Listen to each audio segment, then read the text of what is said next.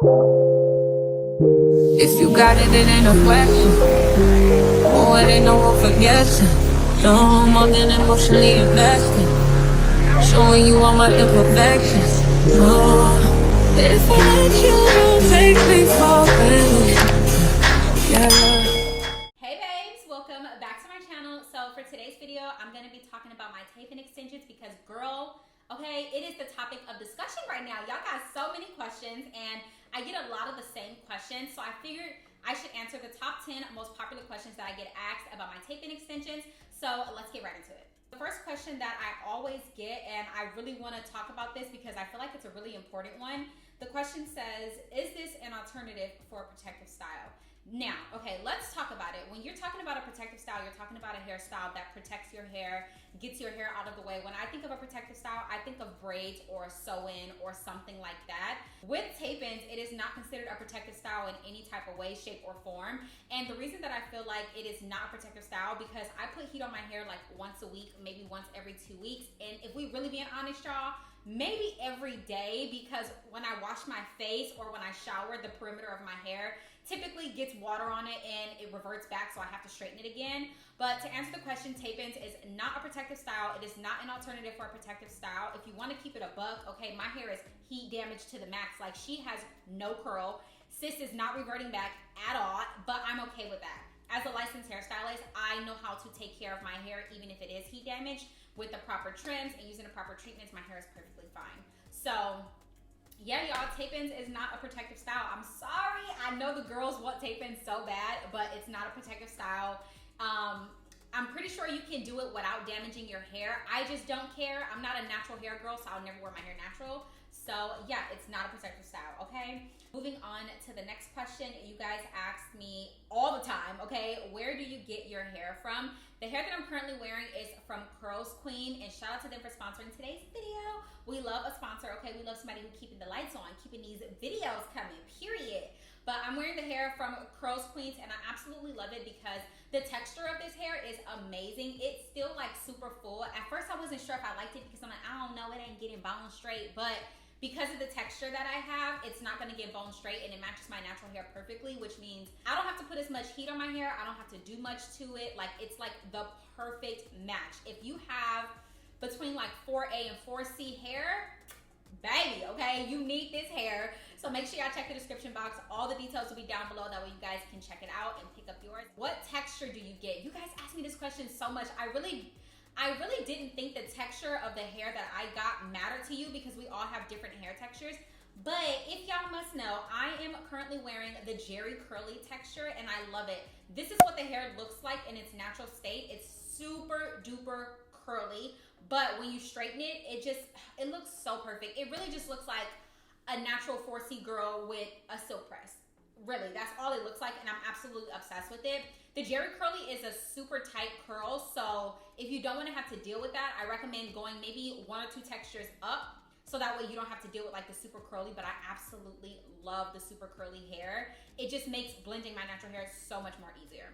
How do you wash your hair? I have an entire video all about how I wash my hair and all of that good stuff, but the way that I wash my hair is I use a clarifying shampoo and conditioner as well as a moisturizing shampoo and conditioner.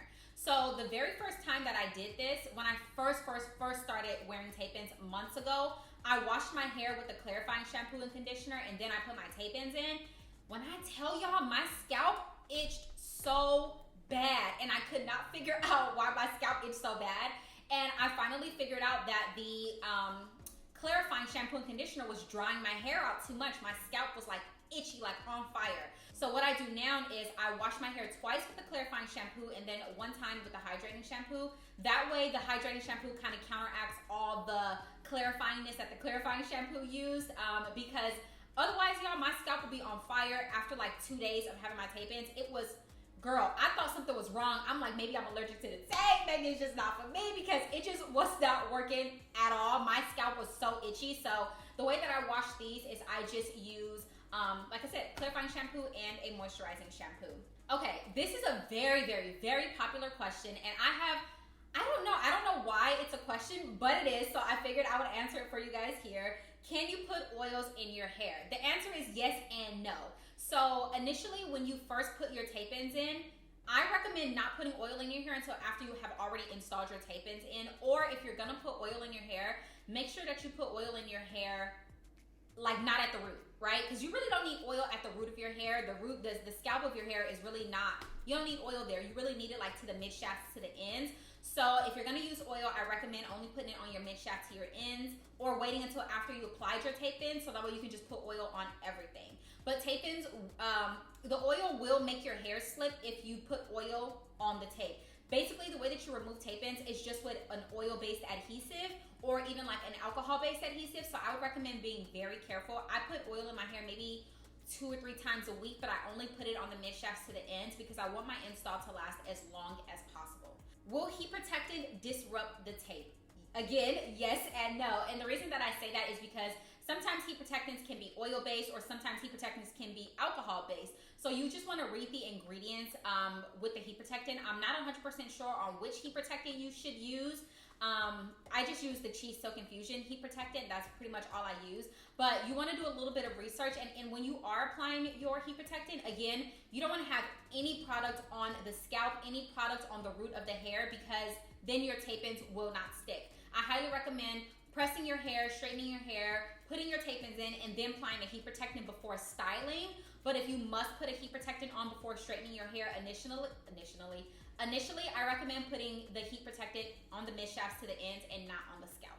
How long does tape-in extensions last? So, okay, for me, I like to change my hair way too often, and I feel like because I do my own hair, it's easy for me to change it whenever I want because I'm not wasting my money, because I'm basically just wasting my own time, if we're being honest. So I will keep my tape-ins in anywhere between like 6 to 10 weeks, 10 weeks being the max, because I feel like after 10 weeks, I need a trim.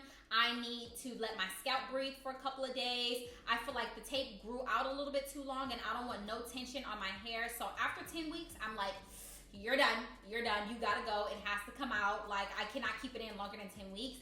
A lot of people say between like 8 and 12 weeks. It just depends on how fast your hair grows and what you're comfortable with. So again, just pay attention when you have your tape-ins. Check your hair every couple of weeks to see the growth that you have, and just kind of go by ear and just play it by ear. That's pretty much what I do. What lengths do you wear? So I really don't care for like super long hair. I'm not a super long hair girl. I don't like dealing with it. I just feel like it's too much. It be in my way, it be in my butt crack, like it just be everywhere, and I just cannot deal with that. So basically I wear no more than 22 inches. This is 20 inches right here, and this is still long, like, and I cut this hair. If I stand up, this hair is like all the way down here. Look at this. This hair is all the way down here, and I cut this hair when I was installing it. So just keep that in mind, because, and especially because it's curly hair, it typically stretches a little bit more. So I am currently wearing the Jerry Curly from CURLSQUEEN in 20 inches. All the information will be down in the description box, so that way you guys can check them out. Another question that I always get all the time is, how do you remove your tape-ins? And you guys always ask me, am I doing a video on the removal process? Can I film a video on the removal process? And I just want you guys to know there is a video coming soon. Once I take these out, I'm gonna film the removal process of this. It's actually very simple if you have the right products. But yeah, thank you guys so much for watching today's video. I really appreciate it. If you guys have any other questions that I did not answer and that you feel like, girl, I need to know the tea on this, comment down below and we can chat in the comments. Make sure you guys subscribe to my channel and follow me on Instagram, and I'll see you in my next video. Bye. If you got it, it ain't a question. Oh, it ain't no room for guessing. No more than emotionally invested.